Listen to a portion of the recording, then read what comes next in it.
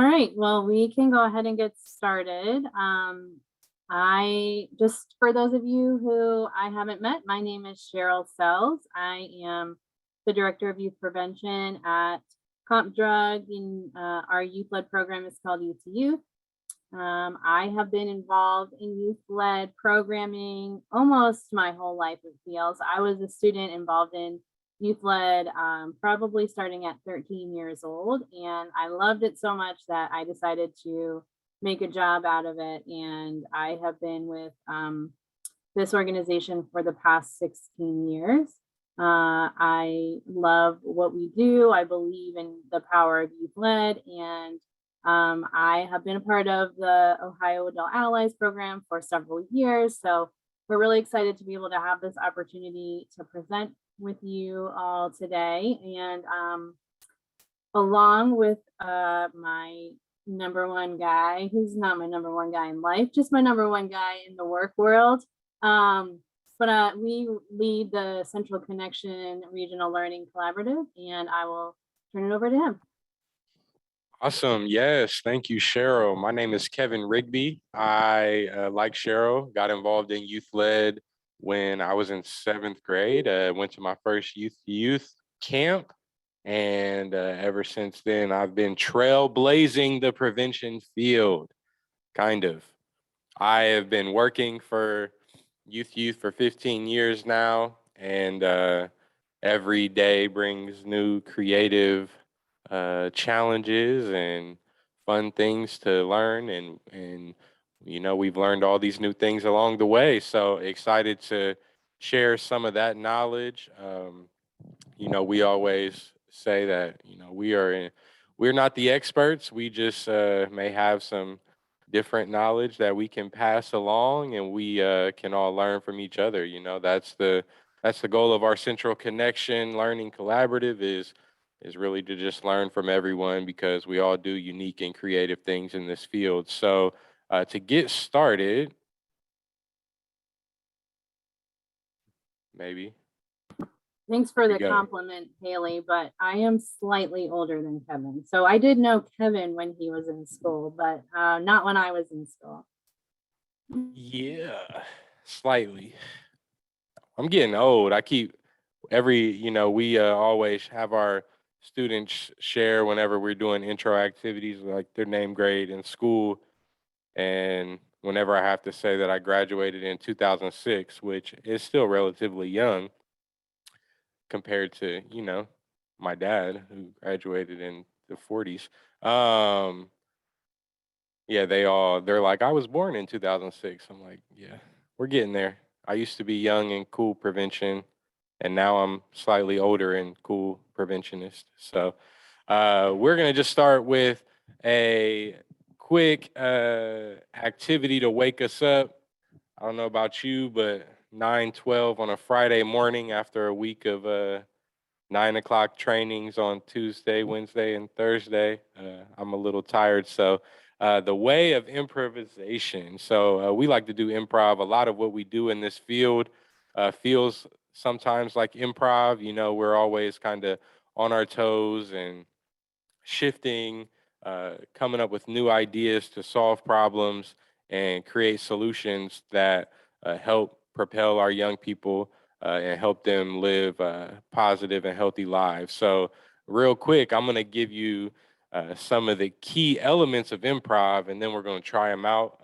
This is really what this hour of today is all built around, is just learning and growing and trying new things. So we're only gonna make you really, really participate for these next 5 minutes, and then everything else is just taking it all in. So the number one rule of improv is to play. We need to have fun. And I'm not gonna apply every one of these to the jobs that we all do, but you can obviously make the connection to that in improv when you see people on stage. If you've ever been to an improv show, if you watch TV shows where you know that things are improv, like The Office or Parks and Rec, like, you know, those things are happening. Improv is happening to make those shows funny. They're doing all of these things, and we do these things in our work. Second rule is to allow failure. Everything's not always, we don't always win, you know, but when we win big, right? Like when you get the big laugh, you win. Number 3 is to listen.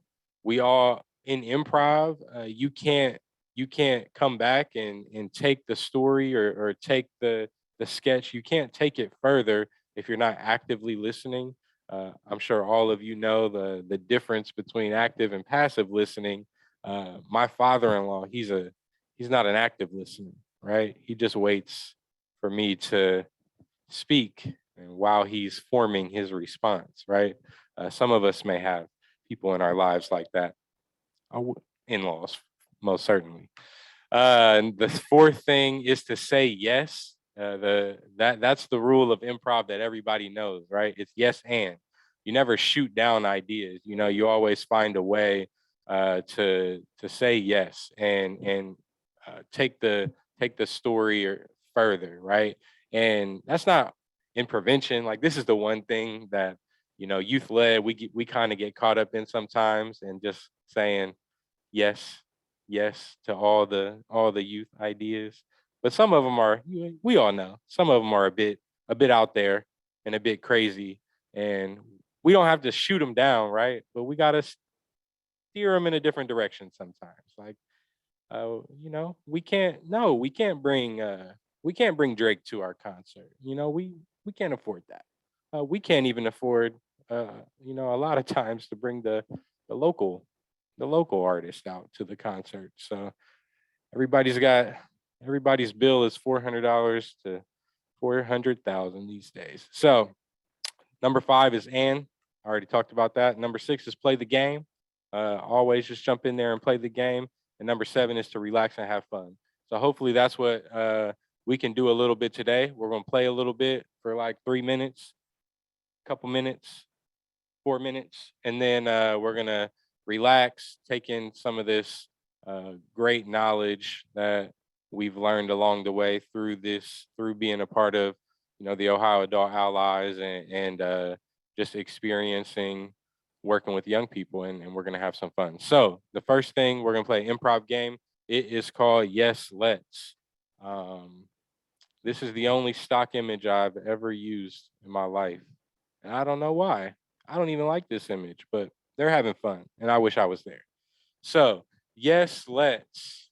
What's going to happen is I am going to give a suggestion, right? And everybody, you don't have to unmute, but if you want to, you can.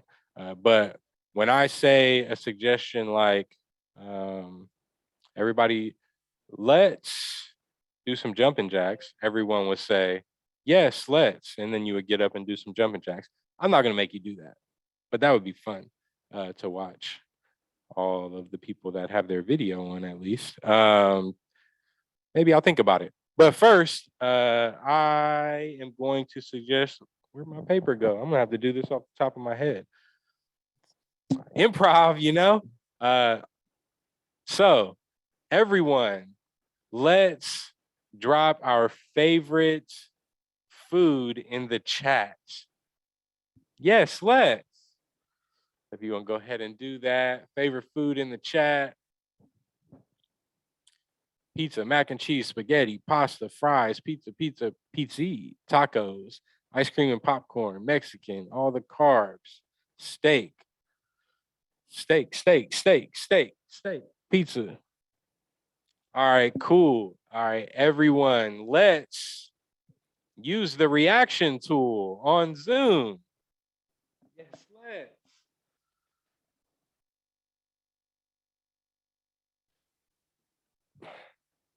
Ooh, confetti. Cheryl's blowing kisses. Hearts. All right, everyone, let's turn your cameras off and on. Yes, let's.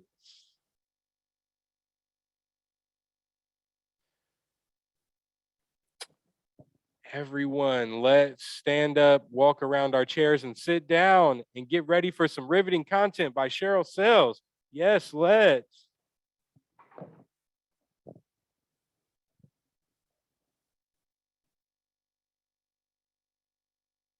Oh, yes, let's. Riveting.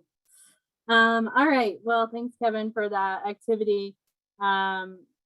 Just for the sake of time, we'll move on. I know all of you wanted to do more, but maybe at the end we'll have time for more when Kevin finds his paper. So what are we going to be talking about today? Excuse me. Whether you have heard of youth empowerment and youth led, or you are new and this is a new concept for you, or you've been around, you are a seasoned veteran, as I like to say. That doesn't necessarily mean age-wise, just experience. It's still important for us to kind of talk about and understand how youth empowerment, or the importance of youth empowerment and the role that it plays in youth-led programs. So a couple of things we want to make sure that we answer today is, why should youth empowerment matter? Why is it something that you should be aware of in relation to youth-led programs? Why is youth empowerment the direction that youth-led programs are moving towards? Why is this something that we have been talking about as the state of Ohio and programming within the adult allies? So, and how is it something that you are already doing and maybe didn't realize? So as you, if those of you who have been a part of all of these sessions, you'll remember that Tina and Sunessa spoke a little bit about empowerment on an introduction scale, and focused really heavily on one key aspect. So what we're going to do today is touch on a little bit more about that, but we'll refer back to what they talked about. So what is youth-led programs, just so that we're all on the same page and we understand what we're talking about? Obviously, if you're here, you probably work within youth-led, but this is a definition that we have used in the Ohio Adult Allies world, thanks to our partners and our fearless leaders. A community-based process in which young people determine a problem of practice, identify the root causes of the problem, and select and implement evidence-based strategies to address those root causes. So in addition to this definition, we just want to make sure that you all understand and that we're talking about how youth really need that guidance through this entire process. And that as you might hear us use the term adult allies, and that's us, and that's the role that we play, but that's also the term that we use in the state of Ohio as all of us who are kind of working together on this youth-led empowerment program. So with that, one really great reference that I just want to share in the chat, and don't look at it now because then it will distract you from all of the great presentation that we have. But I want to make sure to put that in there and reference that the Ohio Adult Allies website is a great resource for you.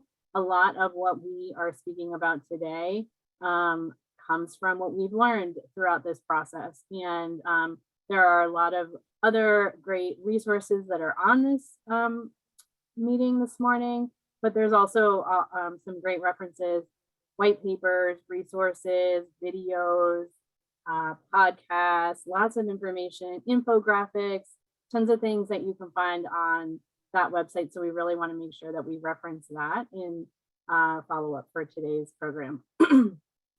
So as we talk a little bit more about defining youth-led programming, we want to talk about what it is. So what is effective youth-led programming? It is youth involvement in the entire prevention process.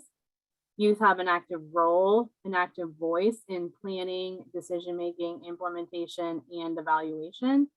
And for some groups, maybe that looks different. Maybe it's more heavy in the planning and the decision-making and less in the implementation. Maybe it's more heavy in the implementation and less on the evaluation. But really, we want to make sure, and that what we're focusing on is that youth understand all aspects that go into programming and that they are part of that. And involving adults in a guiding capacity. So, as Kevin mentioned, a lot of times people have great ideas, and sometimes it's our job to make sure that we are steering them on the right path. So we're going to share a little bit more about what that looks like in action as we move on, but I just want to make sure that we're kind of going over some of these key fundamentals before we do that. So focusing on building positive strengths and attributes in young people to help them become successful and contributing adults, and youth hearing directly from their peers about how to handle issues. So some of the important factors of this. Also, as you are working, sometimes this could look at youth being part of collecting data. I don't want to go too much into the SPIF conversation because that's a different session, but in terms of involving youth in the process, it could be collecting data, it could be sharing data, it could be the students viewing data that you already have, or utilizing them in a way to collect that information. So just thinking about, you know, what this looks like when it comes to what is youth led. So what the next slide would be, youth led is not, and this is really important to make sure that we're thinking about as well. It is not adults telling youth not to do drugs. It is not just recruiting youth to do an activity. It's not having a token youth on boards or committees. It's important to have youth be part of boards and committees, but not for the sake of just saying that you did. Really thinking about how are they part of these boards? How are they part of these committees? Are they able to have a voice at the table? Are they able to represent what their group of young people is working towards and reporting back to that? But just saying that we have youth part of that is not youth led. It is not smoke and mirrors for the program's public image. It is not youth doing all the grunt work. Some people like to think, oh yeah, this is youth led. They do the cleaning and they do the setup and no, it's not just the grunt work. They need to really have a say in the program. It is not an absence of adult involvement. I think sometimes we have to make sure we're not thinking too far on the scale of youth led. We really need to find that appropriate balance. It is not just doing everything youth want to do, as Kevin referenced to earlier, and adults providing programming for and to youth. So it is not for and to youth. It is youth part of that process. They are involved. So I just want to point out on that last piece, providing programming for and to youth is an important aspect of prevention. And in no way are we trying to say that adult-led programming, you know, is, whether it be a curriculum-based program or something that you're doing in the schools, that is still very powerful and an important aspect of prevention. It's just not youth-led prevention. So just want to make sure that we're clearing that part up. So what is youth-led programming? Moving forward, utilizing the power of the youth voice to achieve prevention outcomes. And this is another kind of quote that we have taken from our friends with the Ohio Adult Allies, and really felt that this was important to include and what that means. So the youth voice means their ideas, their opinions, their attitudes, their knowledge, and their actions. So it doesn't mean that adults aren't valuable. It doesn't mean that they can't contribute their ideas or feed off of the ideas of the youth, but that youth voice is crucial to the work that we do when it comes to youth led.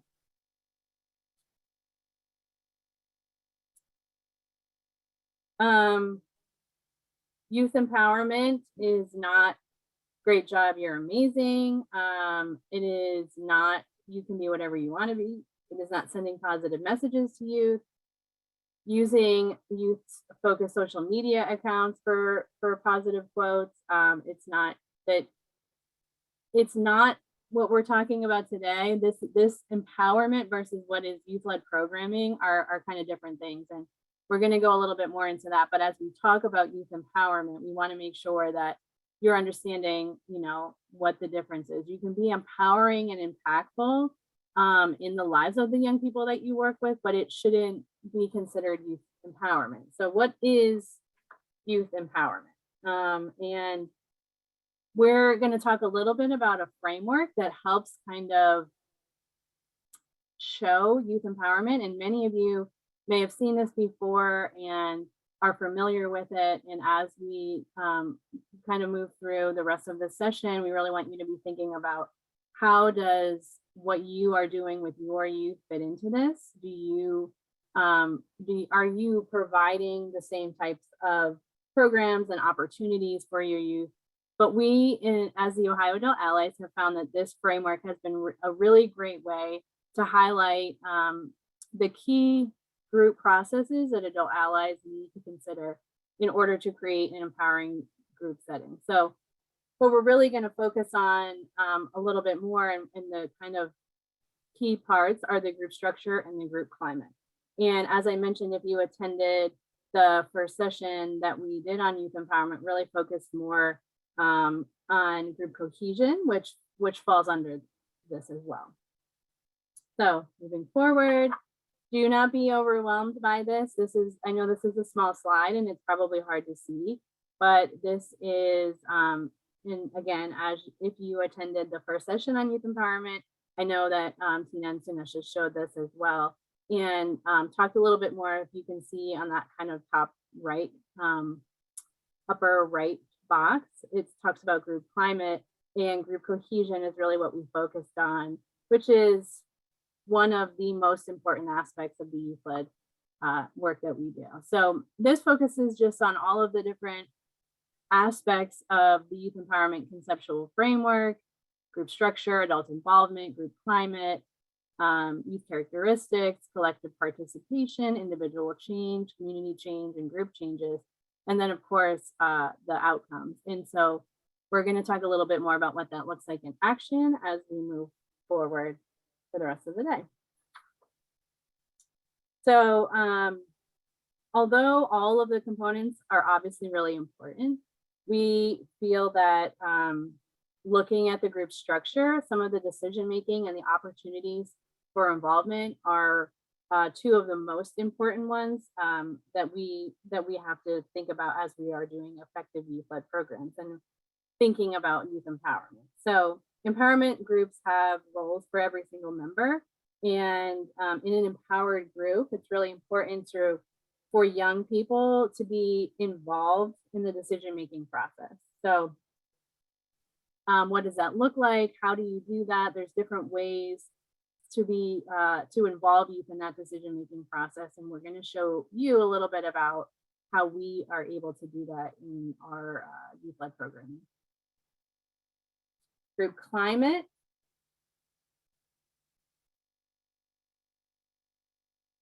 So group climate is meaning kind of the emotional atmosphere and the tone created by the group. So there's 4 key attributes when we're talking about group climate: group resiliency, group cohesion, which I mentioned that we talked about in our last session, collective efficacy, and outcome efficacy. And if you're anything like me and you're new to this youth-led world, some of these terms may seem a bit, hey, am I still in school? Am I still in college? This isn't how I think about my youth-led group.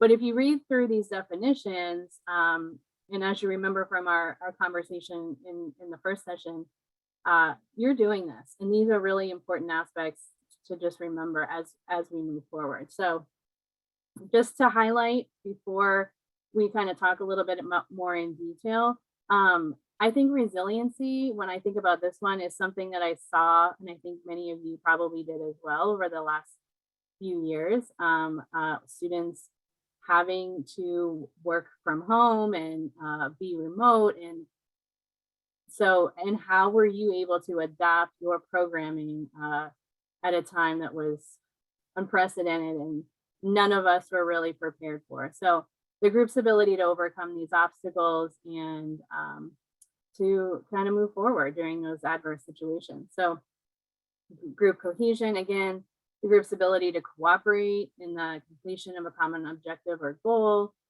Efficacy, focusing on the ability to create that community change and pursue their action plans as cooperating and communicating group work. And then the outcome efficacy is the group's belief that their work can be effective.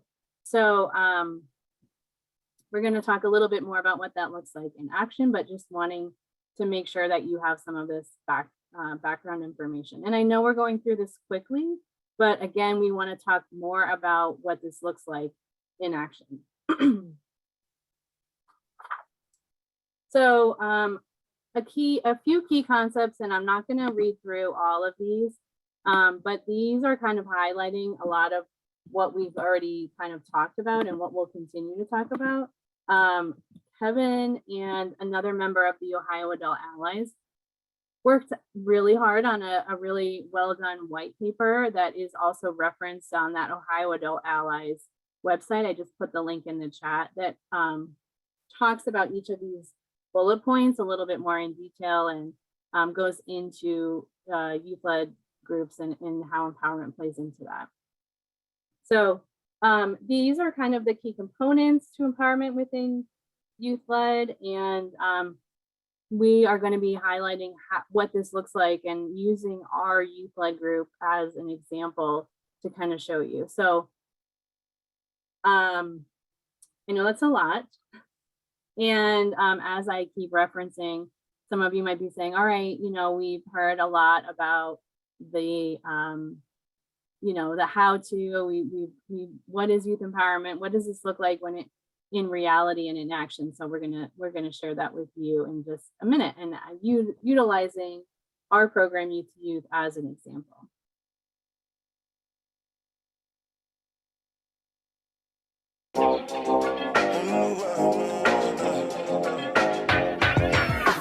Sometimes you love too hard, sometimes you go too far. No, I won't want you if you need me. Real things do not come easy, no. Never been your average girl, so take time with me, take time. Baby, talk to me with some action. We could find a place for your passion, no. Cool down, someone, cool now, please me. Cool now, sinner, cool down, love.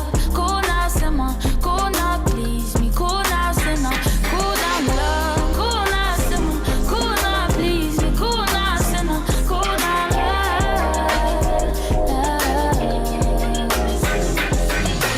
Sometimes I want you close, sometimes I want my.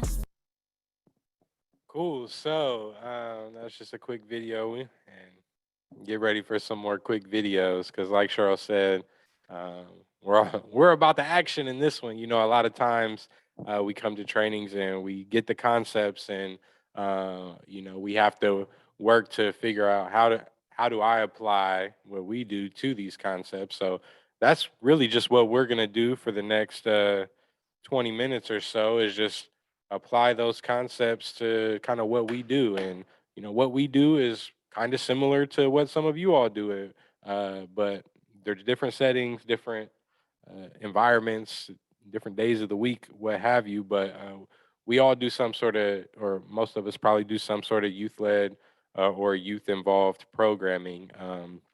And this is what that looks like for us. So there may be nuances and little differences, but this is what that looks like for us. You can think as we go through what it looks like for us. How does it look for you? So a typical youth meeting, you know, we start every one of our meetings with a get acquainted activity. We want people to feel comfortable with everybody here, and those activities allow students to grow, get to know fellow members and staff better before they dive into like actually working with them. So just that key element of kind of that group cohesion of, we want to get people acquainted, get them comfortable so they can move to a point of action. That might not happen the first 10 minutes they're here, but maybe by the third time they come, or, you know, as they keep going, we want that to happen for them. So, you know, we go through some announcements, make sure everybody's up to date on everything that's going on, do some reports from things that may have happened since the last meeting. If we went out to schools to do speaking engagements, or if students presented, you know, virtually or anything like that. So the rest of the group is up to date. We go over what committees that we're going to work on that night. So typically on a normal week, we might have 3 to 4 different committees, different projects that are going on at once, or sometimes, you know, we've had one committee this past fall. We were planning our fashion experience event, and that was one committee that we met most Wednesday nights, and we broke up into subcommittees to plan that one event. So it can be different for different times of the year or different groups or however kind of you operate. So during that committee time, we're focusing on those youth-led projects, be that a fun event to do a drug-free alternative, some sort of information and education piece, a committee that helps them grow personally, learn some new things about themselves, so that then they can go share with others. Or general alcohol, tobacco, or other drug projects that we're promoting in the community. So after those committees, we do all that hard work. We come up with cool, exciting, fun brainstorming activities to make sure we're pushing work forward, and then we come back and share out to the larger group so everybody in the group knows what's going on. We do some closing reminders and make sure that everybody feels valued and important for being there that night. So what does the program as a whole look like? It can be 10, 70 teens or anywhere in between, right? So this fluctuates, and this is different for every group. For us, we're a county-wide program. We're one of the, I don't know, we're the biggest county in this. I'm not. There's a lot of geography yesterday at Adapo. I'm not the geography guy, but we're one of the 3 biggest counties, right? So we're open. We have like over 60 high schools in our county, and all of those students are welcome to come down here. So the more the merrier. But that fluctuates. Some groups you may just be working in the school, and we do that as well. We have just a school group, and we have 6 kids to 6 students involved in one of those groups. We have 12 involved in another one of our school groups, right? So that can fluctuate depending on what your program looks like. It represents your region, county, school, or community. In our program, to become a member of Youth to Youth, you have to make a commitment to be drug-free. We have 2 different levels of commitment to be drug-free. To come and enjoy our Wednesday programming, if you want to be a member, we welcome anyone and everyone. But if you want to dive into those planning committees and really be a part of taking that impact and making an impact in the community, you have to make a commitment really just to yourself that I plan to be drug-free throughout my involvement. This is for me. This is an important decision that I want to make. And then we're not diving into it today, but for our Pulse program to be on our speakers bureau and board where you're going out and presenting and doing higher level presentations in schools and not just coming down here. That's more of a drug-free commitment to youth as well after committing for that for yourself. And for our Wednesday night program, like I said, members come when they can. We don't have an obligation unless they're involved in an ongoing project. So we have a lot of members that can't make it down because of sports in the fall or the spring, and kind of they come when they can. Obviously, we love when students can come every single week, but that's not always a reality for us. And I feel like we've all learned that over the past couple years on how to be adaptable when students just aren't able to come because of whatever is going on. So what does it look like? Again, we have adults facilitate our meetings with youth, right? So we have adult involvement. Our adult team of employees are here with our young people, and we're working with them to facilitate the meeting, right? So where we may give some announcements, they may give some announcements. We may help develop brainstorming ideas for committees and push those committees forward to get things out of them and get them going. We are adult-led, youth-led, and adult-guided, right? Youth-led and adult-guided. That's our focus. We want to guide them to, I was going to say something weird, glory? I don't know. Adults are consistent faces. We have our adults here. Our goal is that we're here every single week, or, we're not, if we're doing school-based programming, it's not, we have 4 staff members. It's not one of us going every other week, they're getting to know us. Those relationships matter. Our meetings are regular and consistent. Our meetings are roughly 2 hours. Here, school-based is different. It can be 20 minutes, 25 minutes. They have a consistent format with varying themes. This is really important for us because students know what to expect. You come the first time, you kind of get the format of the meeting. You come back the next time, and it's going to be pretty much the same thing. You know what to expect. When you're recruiting a friend to come, you can kind of tell them, and you're going to bring your friend, and it's going to be pretty much what you told them. And membership is self-selected and free of constituency quotas. We just don't do presidents and things like that. Not saying that other groups can't, but and we don't have an application process for our typical Wednesday night youth programming. There are other things that we have applications for, but for our countywide open to everyone programming, there's not an application or anything that you have to do to come. You show up, you fill out the form to be here, and yay.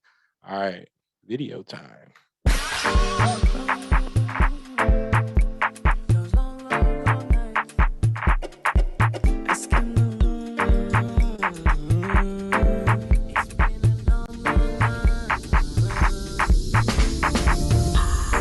Tell them again, tell them all. It just dawned on me, what's right feels wrong. No wingman, that's only my A game. At this game, two can play. Kill your vibe, they don't have the right. Baby, don't fight it, you're giving me. There's no way he made that shot in real life, but he didn't. Video editing, it's a thing. So what is it? Again, we're still going on that field. That was an example of a personal growth night. That was a youth-led committee that planned that night that focused all around, different stress relief activities. So that's what that was. And the biggest thing in all of our program is that our young people have ownership. It's driven by our youth committees, and we have some large group discussion, but those committees are really the foundation of everything. That's where they feel that ownership. That's where they get to plan and create and be creative, and then they get to see it all come to fruition, right? Ooh, big word that just came out. Teens also, they lead activities, they plan special meetings like those nights, and that's just the core of everything that we do. And that's where they impact our community. In committees, I'm kind of floating here because we got started a little late, but what makes a committee is effective is really important. We just don't sit down, and it doesn't go well when we do this, when we're not prepared as adults. This is our facilitation and guiding process that makes the boat float. Effective committees, we have to really focus on all of these things, setting the tone, focusing on what's in it for our young people. What's in it for me? What am I going to get out of this? Just having materials, having homework, having ideas, having ways to different strategies and techniques to pull ideas out of them. And as adults, they may have, our youth may have great ideas, and we have the experience to help them make those ideas happen, right? And we can guide them through that process. So, and guide them through that creative process. So effective committee is really the core of everything. This is another example of a night that we did.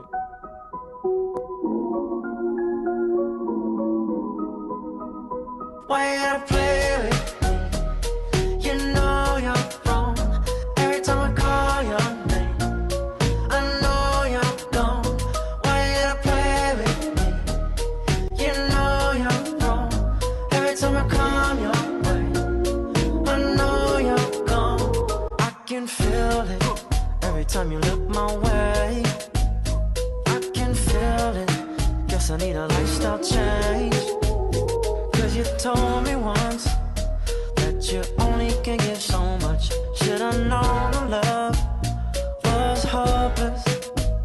cut this one early, but this is the first time I ever realized one of the girls in that video had a mask on, and that was definitely before COVID. So maybe she knew something we didn't.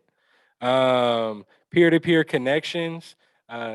This is one of that video just kind of shows those connections that our young people come down here and they can connect with other young people. It's one of the biggest benefits to youth-led programming anywhere, right? Especially programming that is opened up, larger than just just one school or one community, where they can connect with other youth, or even in just a school or community, that you're going to get different friend groups and different people down to these programs, and you're able to connect on this like base level of like, oh, we're all here for a purpose, but here's what I bring and here's what they bring, and oh, like I never would have talked to this person before, but we like the same things. We want to make the same impact. So this goes back to that group cohesion that's so important.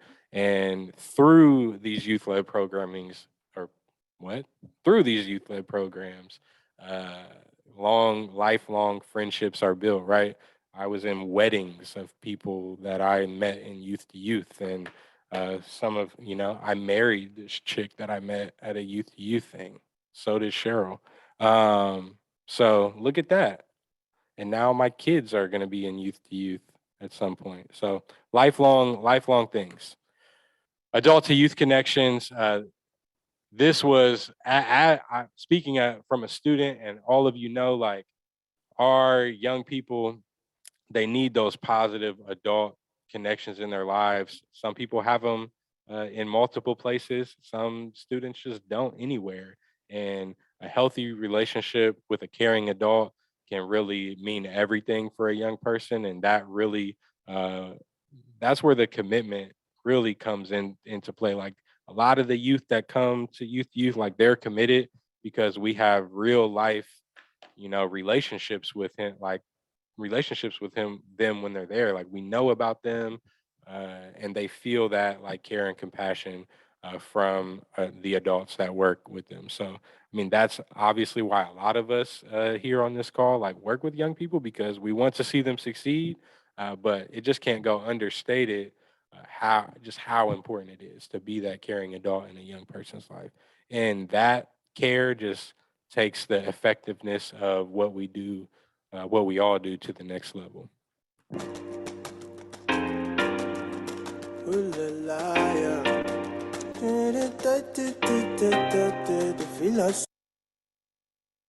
I'm actually just going to talk while this video plays and cut the sound out, but the next piece is, just those community connections.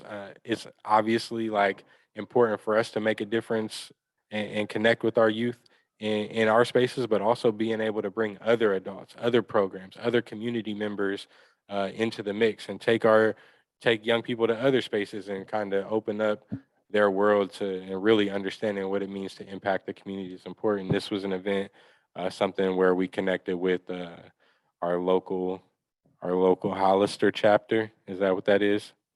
Local Hollister conglomerate. Conglomerate is more the word. They are taking over the world. But they were able to come in and really connect and find ways to implement messages that our young people felt mattered into actual branding and actual items in something that like a lot of them cared about and thought was really cool. So that was just an example of that. All of that, again, big connection to putting all the stuff that Cheryl talked about into action. I know we like floated through it and went super fast, but this is our youth empowerment conceptual framework. And it's really hard to read, but just believe me, like it's all there, and it all says really, really good stuff, and it all makes the connections. And if you could read it, you would be like, wow, that's good stuff. So we really focus on, we dropped in all of that stuff that I talked about in those different boxes. And that's something you can do too. If you've been on Adult Allies trainings before, or if you've seen the Youth Empowerment Conceptual Framework, when you get this, you kind of just look at it and you look at it and you look at it. Well, make your boxes, like figure out where your things fit. And that's what just kind of we want to encourage everyone from empowerment to action. That's what this is about. What is our group structure like? Let me write that in there.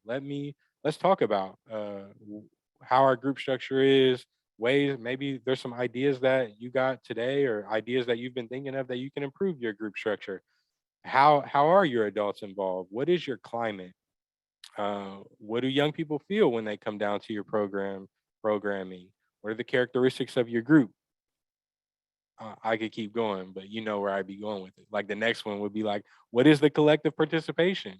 And what are your outcomes, right? And then you can get to talking about outcomes for each one of your groups. This is something we can do for our Wednesday night program that's different than our school-based programming. You know, we have a YECF model for our programming in our Common Ground or in our with our schools at Champion. We can do this for all of our programs because it may not all look the same. So, and in the end, what our long-term outcomes are very similar, but depending on the programming that we're doing or the age group or whatever, those could obviously be different. So this is not a one catch-all for everything that we all do, but is very much based on each group that you work with. So I encourage you all to take some time to see where all of your programming and all your stuff fits in this model, and take some of these ideas and you know, you're all doing the action. Like that's the other thing. Like we're all actionable,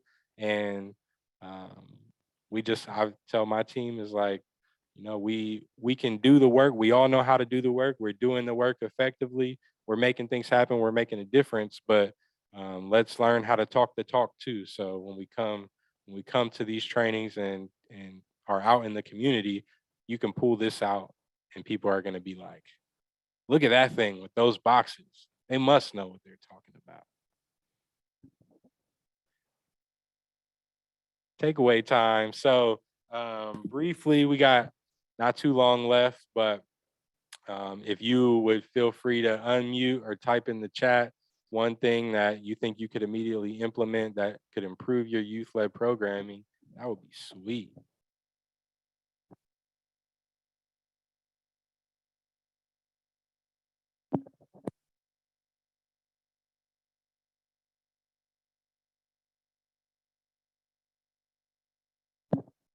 Haley says consistency is a major goal for us. Hollister swag, yeah.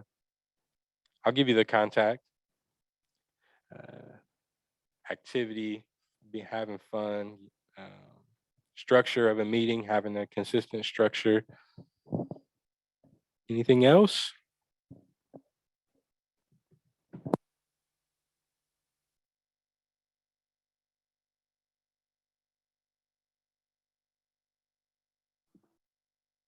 I think the slides are going to be, Juliana, correct me if I'm wrong, but the slides are going to be on the Adult Allies page, or they're hosted somewhere.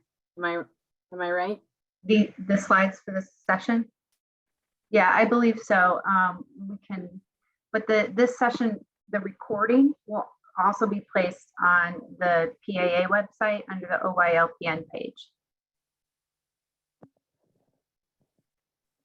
Well, in that case, let me get some shameless plugs in there. No, I'm kidding. Cool. Well, thank you all for your takeaways. A lot of people like the improv activities. Someone said it's a great foundation, and this is good stuff. You know, to share. Carly, thank you, Carly. I appreciate that I'm the takeaway there. Videos were great.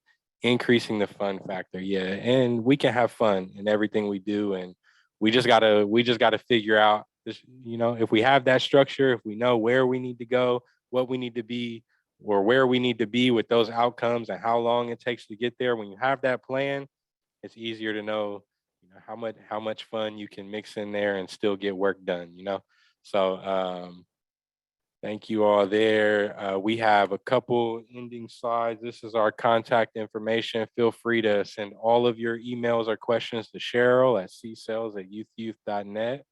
And look us up on Instagram if you're looking for, you know, just ideas. We try to keep our Instagram page fun and fresh and just always kind of doing new fun things. So you're welcome to always adopt any of those ideas or come to our next Central Connection meeting next year.